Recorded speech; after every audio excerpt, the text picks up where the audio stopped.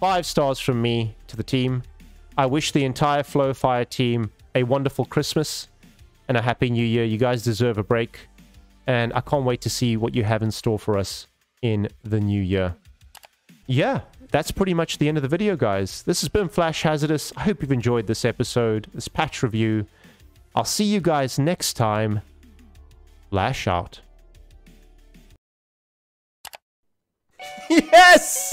Yes, it's finally done. Oh, the booster review video is finally done. 2 weeks. 2 weeks to finish this video. Oh, look at all these outtakes. Oh, it's literally almost killed me. Honey? Honey? The video, it's done. Great, Lord. Does that mean that we can spend more time together? Yes, my love, I'm all yours. There's absolutely no chance they're going to get another patch in before Christmas. I'm all yours. Does that mean that we can put up the Christmas tree together? We can put up the Christmas tree, honey. I'm just getting it uploaded to YouTube and getting a message over on Discord. I love you, baby. I love you too.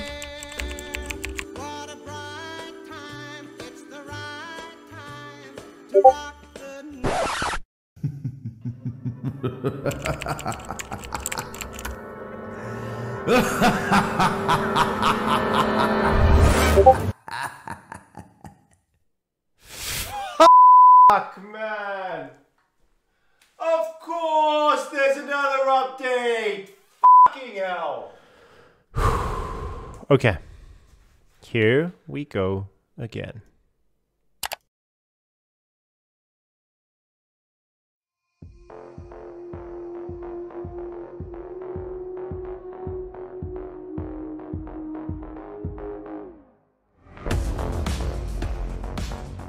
Hello everyone and welcome back to the channel.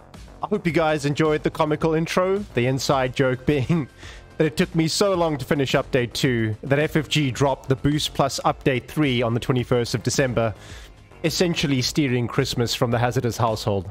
Now, even though I've dubbed this patch the Shrike that stole Christmas, don't worry guys, all is good in the Hazardous household. I had a wonderful Christmas with Mrs. Hazardous, who you heard in the intro, and I hope all of you guys did too. So, today we'll be reviewing the Boost Plus update patch that was released by Flowfire Games on December 21st. So, the scope might have been smaller, but it's still a very punchy update and made significant changes in a couple of areas, which we're going to summarize really quickly. Number one is the patch significantly impacted items with the introduction of activatable power slots. There's a lot of commentary around that I want to do because I think it's a great change that they're going to have to balance going forward. So that's point number one. Point number two is compositors have seen a significant rework to align ability and item upgrades. It's another thing that we're going to spend a bit more time on. And finally, I think, is maps have been compacted, at least in the earlier levels, to create a better game flow, a better game state, another really positive update, and one which we'll probably just spend a little bit of time on. So we'll cover all of these items, including, as is usual, guys, in my patch review videos, a couple of the more hidden things that you wouldn't end up seeing. Now, before we jump into this, guys, I don't know how I feel about FFG naming the update Boost Plus, but the first thing that I thought about was a pre-workout shake. So here it is, guys. In Android Apple flavor, the Boost Plus pre-workout shake. We have the same booster update flavor. Plus, now it's crammed with more boost. Plus, boys.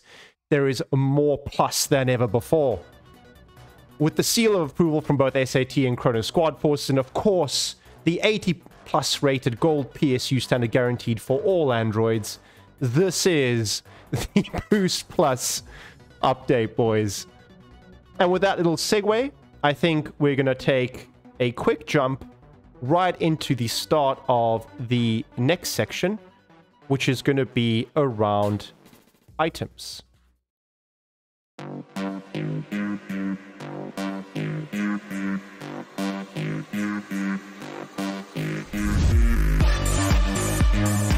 Okay, so onto item changes, the biggest part of this patch update.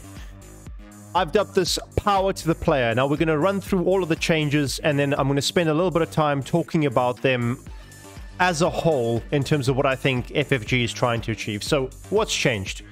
we've got 2 new power slots. Now, these are manually activatable via hotkeys. So you get to choose when the items in these power slots are used.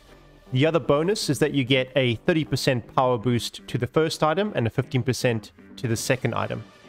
Now, not all items can be power slotted.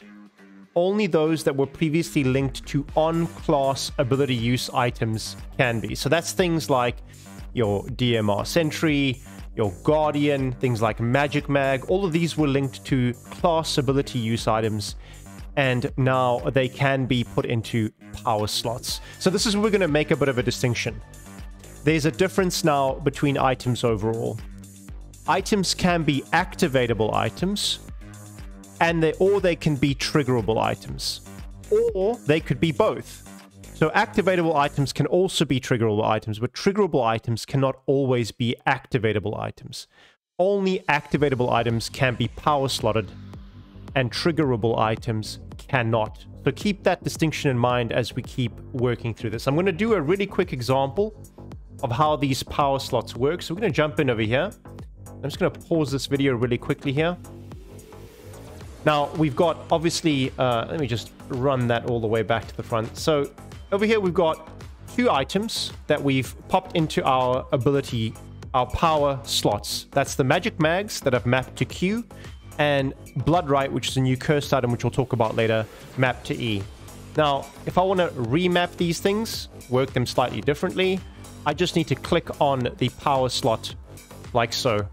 That means we've deactivated Blood Right. It's now become a triggerable item. However, we can still use the Magic Mag as an activatable. Here I go again. Now I've taken both of them out, and I'm going to make Magic Mag and Spike Strip my activatable items. Those are now mapped to Q and E. And previously, the cursed item, which is Blood Right, now is used on a class ability. Right? So that's basically in a nutshell how it works. The first item that you slot will always be with 30% power. The second item you slot will always be with the extra 15%. So that's how you deal with the new power slots overall. Jumping right back here, guys. They've reduced the item slots from 8 to 6. I'm going to talk about this a bit more around my thoughts and why I think this is a good thing, but we have got less item slots than what we had in the past. That is worth noting. Next up, they've also, what they've done over here is they've made it so that any subsequent upgrades of the same item will increase in costs incrementally. And I've got a really good example of this where I upgraded the face melter, and we're going to jump into that one really quickly over here.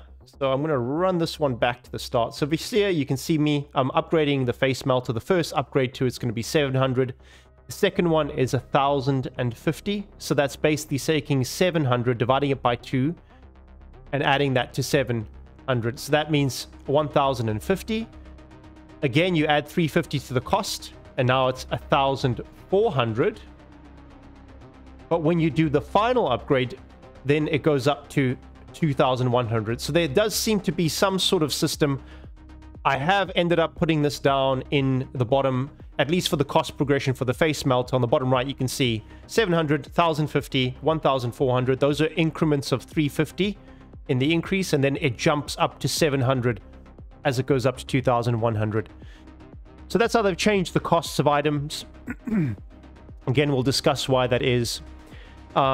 And finally, they've also made changes to shop spawns, and they've reworked the rarity of items that will appear in shops.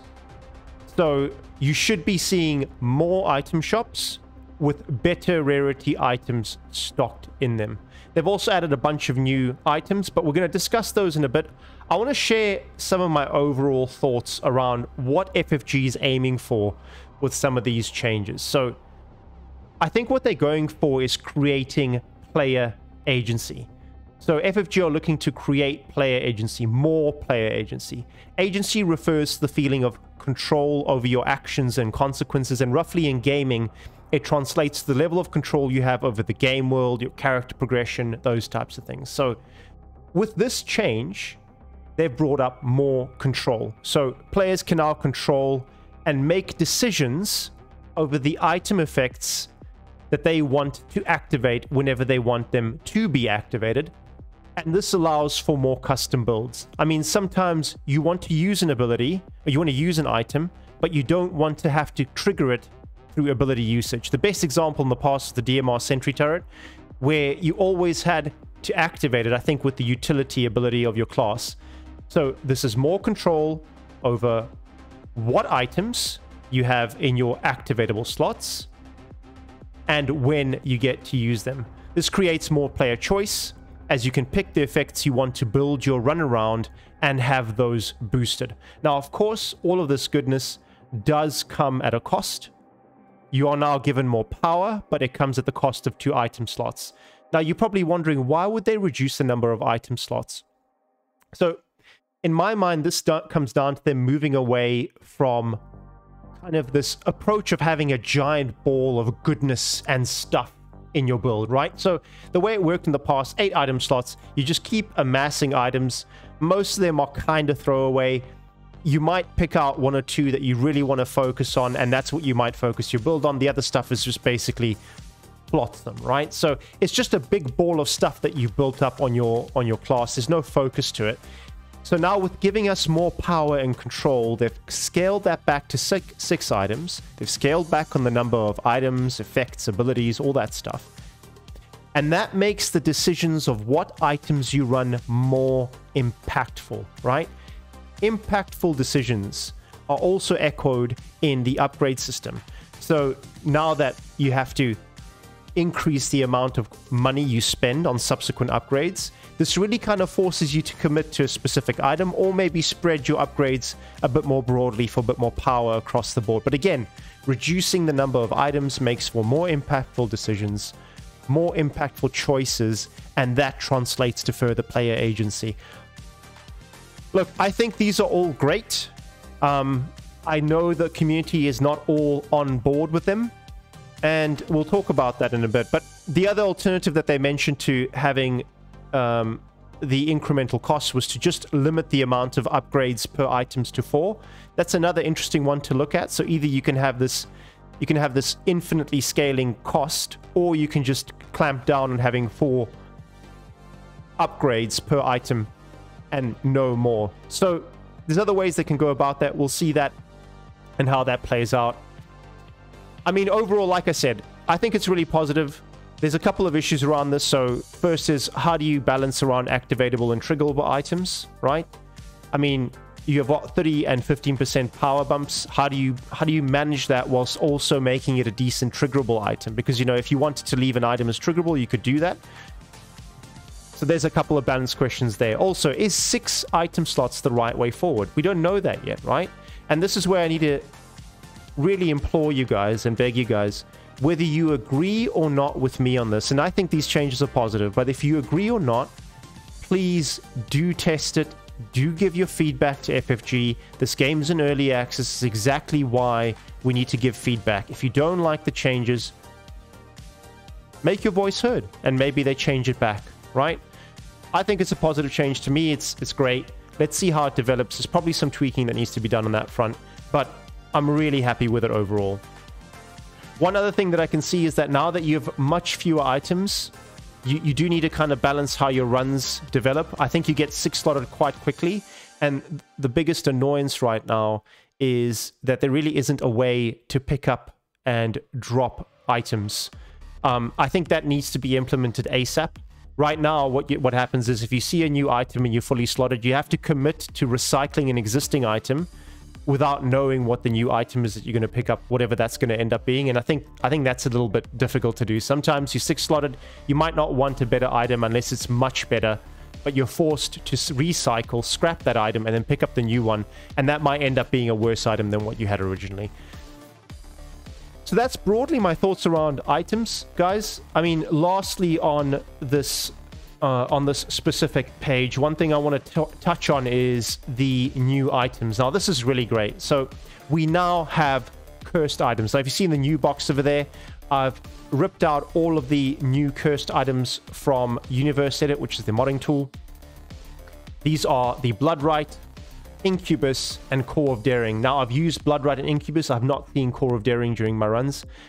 These are all items that you can pick up from cursed item boxes, which are now also new and added into the game. And I've got a graphic of that in the bottom right.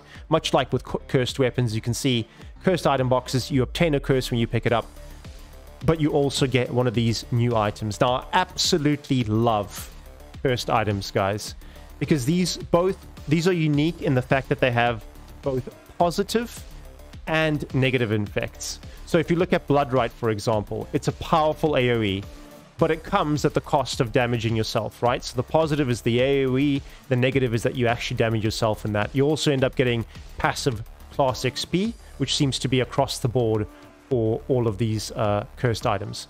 For Incubus, for example, you end up gaining lifesteal, but this comes at the cost of negative health regeneration. So do you want to take that balance up? And I've got a really cool clip to show you guys there, which explains that one. Core of Daring, for example, you get to deal bonus damage at a 5% tick rate on all your shots. However, it costs 100 health. Also, it increases jamming, right? Which is, I'm sure, included in there so you don't end up killing yourself with a warthog. But again, it's really great having items like this with both really strong positive effects, but also negative impacts that you have to manage. And that's why I absolutely would love to see more of these. Great job on these guys. Let's take a quick look at how some of these items work. So Bloodright, I really love. It's a cheese item. You can do some real cheese with it over here. You can see I'm stuck in a motherboard in an adjacent room. There's enemies.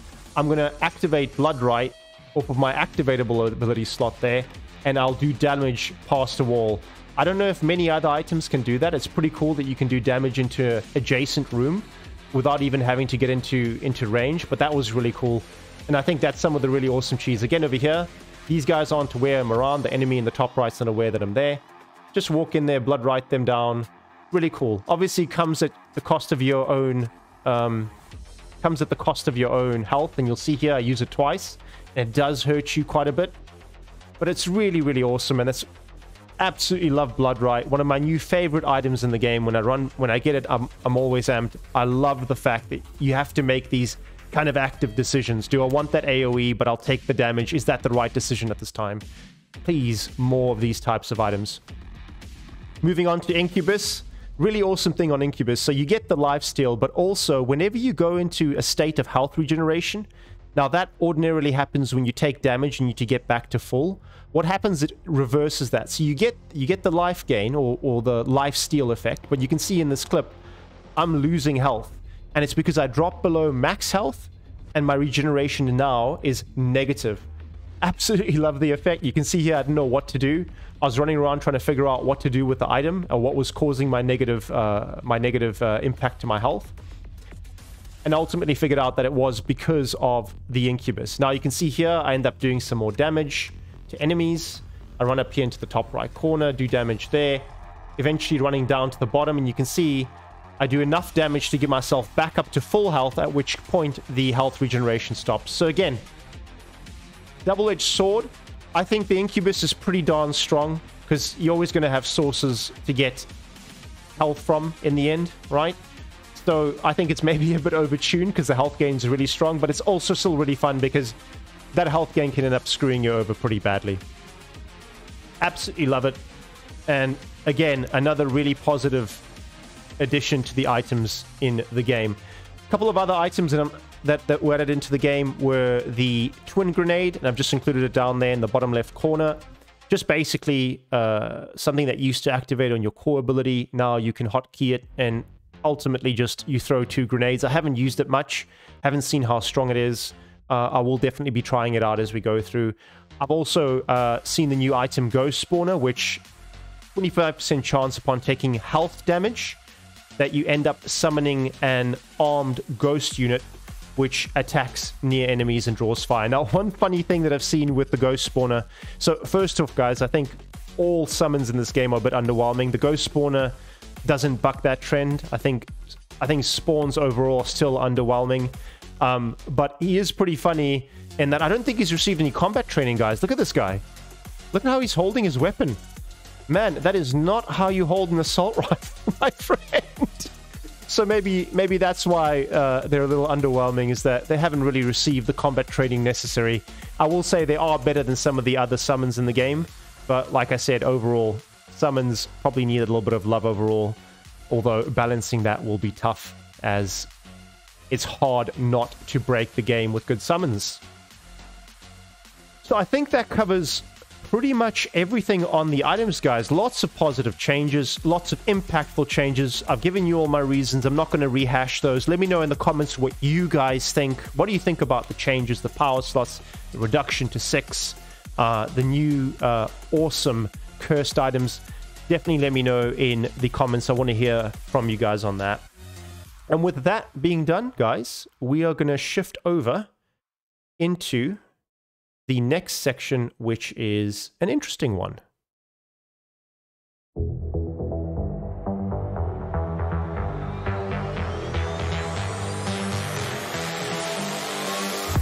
All right, moving on to Who's a Good Boy? Now, any of you guys that have played roguelites before will know that there are 2 critical mechanics in most roguelites.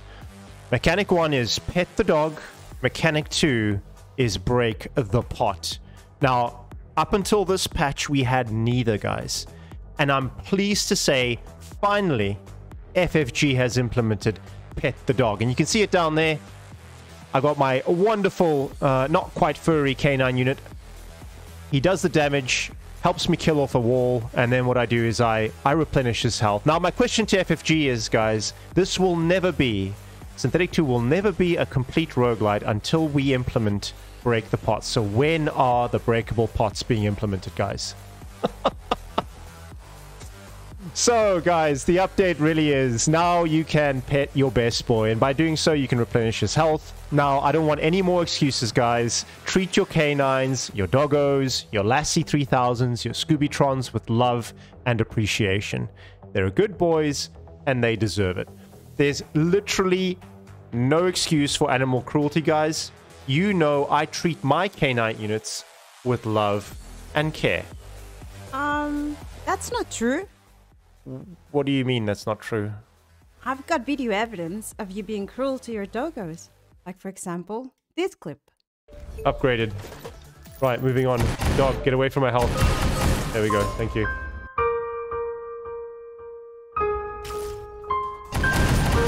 Don't tell Peter, boys. What are you doing? What do you mean you've got other video evidence? I don't.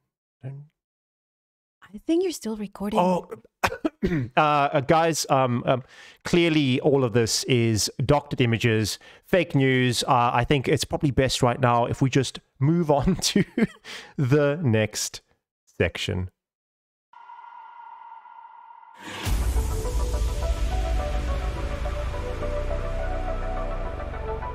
Okay. Let's move on from that prior section as quickly as possible, shall we? And get right on to Compositor Rework that was in the Boost Plus update. Slightly different tack on this one, guys. Going to jump right into it. It's going to be a fairly short section, but really, at its core, all this is reworking compositors so that instead of offering you composite upgrades like they did in the past, they now offer you the same type of upgrades that you would get from Pandora's box, i.e. the item upgrade system. So all this means is that compositor upgrades are now aligned with item upgrades. We'll flip over to the next slide to talk about this in a bit more detail. So yeah, overall alignment across the upgrades for items and abilities. So Pandora's box now in effect offers you the same type of upgrades that a compositor does. And you might be asking yourself the question of what happens with the old composite upgrades. So what Flow5 have said is that they're going to end up changing these into rarer types of compositor upgrades, which I think is pretty cool. And they've also said that in future your composites will be based on some sort of a slot tech type of an item or an ability. Now, I think these changes overall are really positive. And the reason I say that is that in the pre-Boost Plus patch world, you'd be quite heavily reliant on your abilities in at least the earlier parts of your run, getting a good rotation going, making sure you're making the maximal use of all of your abilities. And then at some point in the run, whether you pick up a very strong weapon or you pick up a couple of really good items, you might not need to lean on your abilities as much because they don't end up scaling with your items or certainly with your weapons and power over the course of the run. And this kind of harks back to the old approach of bowl of goodness stuff. So we talked about this a bit in the item section, but it was almost the same approach. So, you know, whereas you might have a mobility ability that obviously gives you dodge chance and gets you mobile and moving, now what you can do is do a side grade on it and add a utility to, for example, do additional crit chance for 0.5 seconds. So it's kind of like the ball of goodness analogy again. You want to get rid of that and you want to give players the power and the choice to make impactful decisions, guys. So what have they done? They've done away with the old composites and brought in those upgrades. So now you can make a choice in the middle of a run. Do I want to upgrade my HE grenades, you know, up the wazoo and have them as being kind of central to my build going forward, or do I want to invest that into an item? And I think that's a really positive change. So in future, it'll be interesting how they add those composites back. But at least now, it's no longer just a little extra piece of utility at the compositor, but actually you are buying raw power into your abilities, keeps them viable throughout the run. That's a really positive change. My only, I guess, criticism of this, and before I get to that, sorry guys, much the same way in Pandora's Box, you have the incremental cost to upgrading the same item. It's the same thing now with the compositor. Multiple upgrades of the same ability end up costing more incrementally over time. Like I said, only one big criticism of the current system, and you'll see it over here in this clip. You can't actually purchase multiple upgrades from a compositor. Unlike a Pandora's Box, you can only purchase a single compositor upgrade at a compositor store, which, I don't know. I don't see a need for that. We already have the cost limiter in place. So really, Shrike, just let me take my Chrono Breacher and blink him into the sun, okay? I just want to take that breaching blink ability. I want to stack on item overdrives, and I want to be able to blink to the sun. We already have the cost as the limiter. Let's just get rid of that. Let's make the compositor multiple use like we have with Pandora's Box, and then we can blink into the sun. So, with that, I think that pretty much covers everything I wanted to say around compositors, guys. And I think now we'll fade to black here as we move on to the final section of our patch notes review. And that is going to be the miscellaneous changes.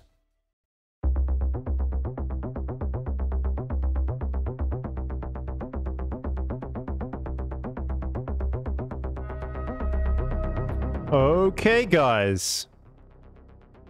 Let's jump right into miscellaneous changes. This is everything else I wanted to just quickly run across, not spend too much time on, as I think we've probably covered the juiciest parts of the update, but there are a couple of things that I don't want you guys to miss out on, so let's jump right into them. Number one, level improvements. So as mentioned here, Silo and Training got some design changes and improvements. The watchword here is they've changed some of the overly big and convoluted map designs into more compacted and kind of action-oriented flows. So whereas before you might end up with some downtime, you're running around to pick up item boxes you've missed, it was a very square, rectangular type of level. Apologies, guys.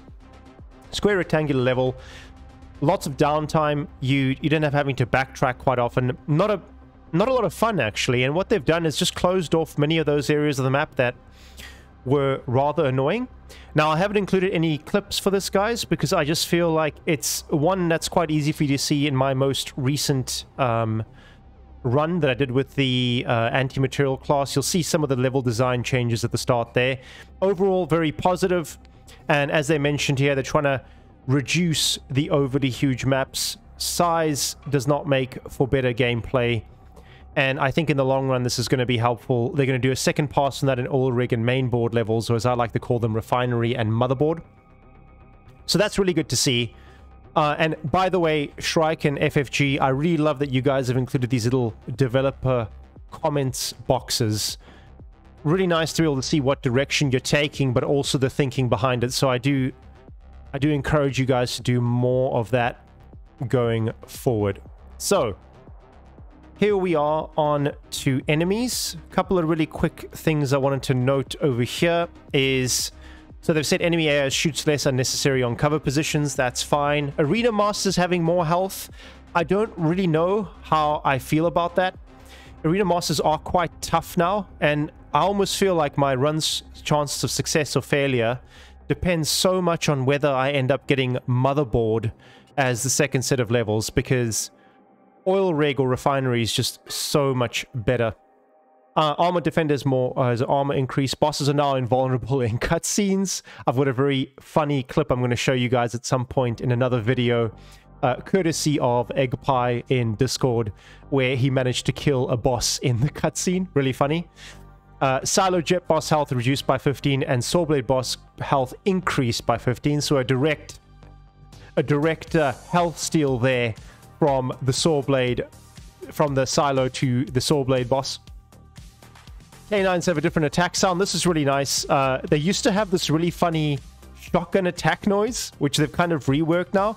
I still don't like the dog's attack sound, but it's so much better to feeling like you're constantly under shotgun shell fire. And that's just something that I think they'll change and morph as the game carries on developing going forward. Now, what's this next point over here? Wait. Hold up a second here. Riot Shield enemies have a much more generous backside attack area?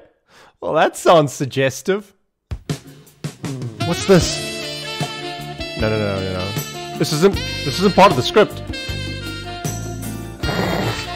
What? Attack area. Generous. Guys, I know where this comes from. Backside greater than 200. Stop. Oh, guys, I think we've got control back of the PC. I don't know what's going on here, guys. I don't know what's causing this to happen. Man, it's like I'm not in control of my own cutscenes today, boys. Well, I don't know from what really dark recesses of the internet that came from, but I hope we never have to see it again. Let's jump right back into the updates and hope we don't have to see that again. Just put it to the backs of your minds, boys. You never saw it. Repress it. Let it go away. Right, let's move on. Right, General. Unlocks. Each class now has one pistol costing 75 data. Each class has now one spec costing 2 unlock tokens. And they've increased the XP requirement, actually reduced the XP requirement for level 5 down to 10,000. Just a couple of reworks, reshuffles. I'm not going to spend too much time. I'll give my thoughts on that, guys. Not much that's going to end up changing there. It's just going to keep being tweaked as we go along in the beta. And then moving on to some of the other changes. And I'm only going to focus on a couple of these guys. The first one is the point they make around weapon parts. So amount of upgrade parts grants increased when above 350 parts. Now, this all has to do with the utility boxes you pick up and the amount of weapon parts you hold. Now, I've done a graphic once and for all to lay this to rest, guys, so that everyone can understand how upgrade kits and weapon parts work. Okay, so you've got the graphics out there. The first row is the amount of weapon parts you have. And the second is the amount of weapon parts you earn when you pick up an upgrade kit dependent on the amount of weapon parts you've got. So in this example that we've got, this is one of my Guard Judge runs. You can see a weapon kit or an upgrade kit in the bottom left of the screen. I'm currently on 300 weapon parts. I'm carrying 300 weapon parts. Therefore, I fall into that middle category. And when I pick up that upgrade kit, I'm going to gain 50 weapon parts. Now, everything from 0 to 350 remains unchanged. It's the same as it was before. The only thing that's changed now is in the 350 plus category. So when I'm carrying 350 plus weapon parts, I now earn 35 weapon parts for each upgrade kit rather than 25, which is what it was during the booster update. So that's one other change. Precision strike damage being doubled is really good. Precision strike was a very underwhelming item. The next item on here is face melter. So I'm going to read this together with the one item at the bottom, third from the bottom over here as well. So they've reduced face melter damage overall, and they now have made it so that it doesn't trigger if an enemy is within 5 meters of range. I like this change, but face melter still has the same issues it had before, and here's the example in the clip. Now, they've made it so it doesn't trigger when you're close. In this specific example, I ended up triggering it quite close and almost got myself killed again.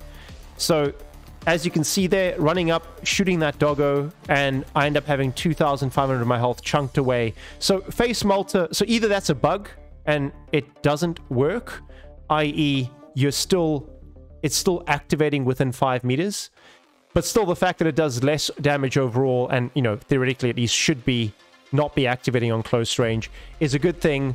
But I'd say still face melter is very high risk reward overall and probably needs a fix. If this is indeed a bug here that you're seeing, needs a fix so that it doesn't trigger when you're within the range of the face melter.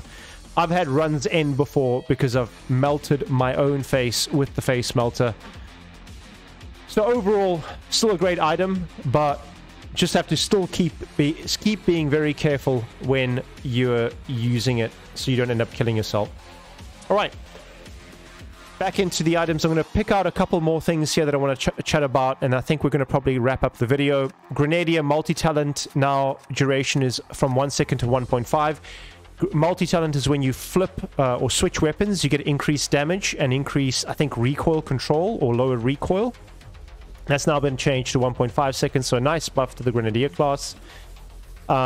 They've also changed the Guard Judge, or Judge Guard. I keep getting the ordering wrong there, but ultimately they've made Orbital Authority have more damage, and it executes targets if below 35%, and they've buffed the Riotguard Judge lifesteal. Now, I don't know, guys, but I feel like Guard Judge in general was a really, really strong class, and I don't know whether it needed these buffs. I mean, Orbital Authority sure needed a bit of a buff because it was very weak, and, you know, didn't scale as well. I like the fact that it executes below 35, adds more kind of spice to the gameplay and the ability usage.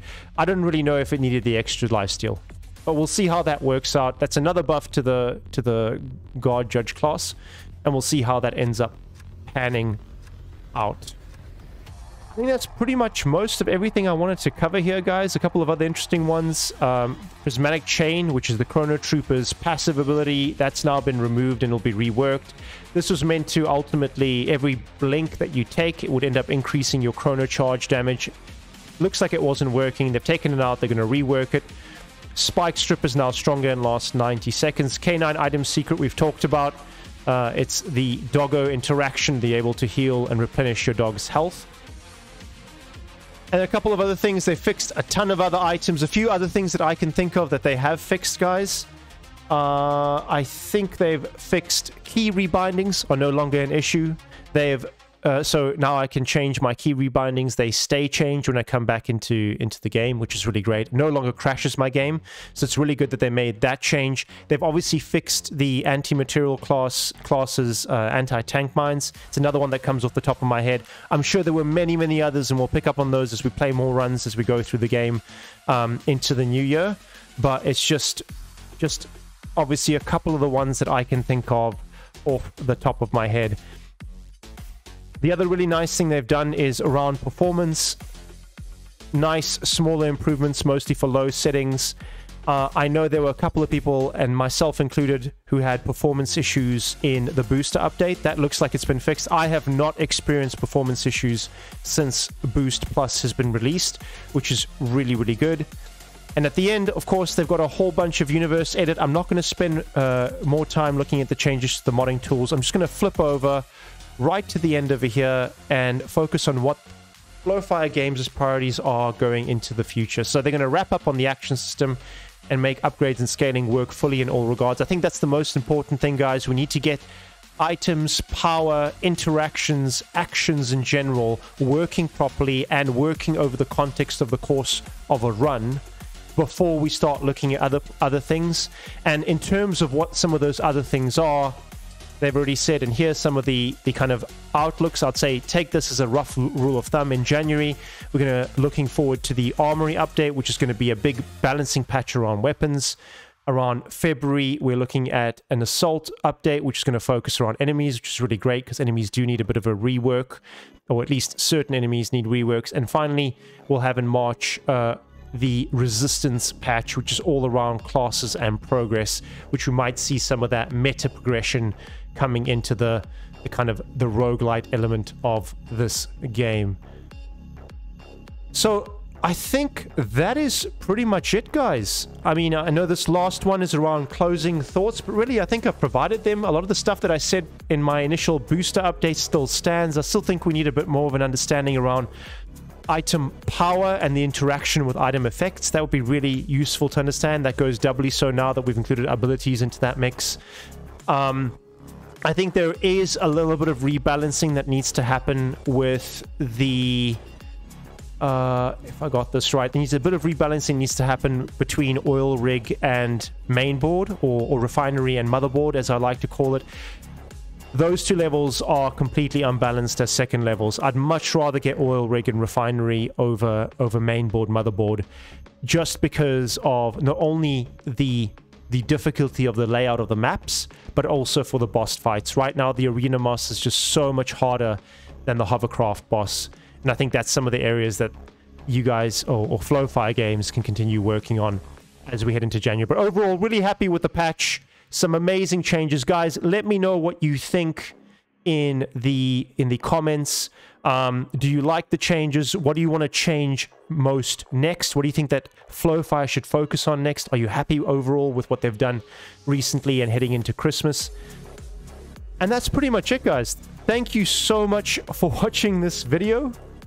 If you did like this video, please leave me a like. I put an awful amount of effort into my videos, as you guys can see. I want to bring you guys the best. If you really like my content, please drop me a subscribe, guys. Every single subscribe helps. I do love creating content for you guys, and every subscriber helps me grow my channel. I hope you all have a wonderful festive period. Until next time, flash out. Backside, greater than wait, what is this? What is this?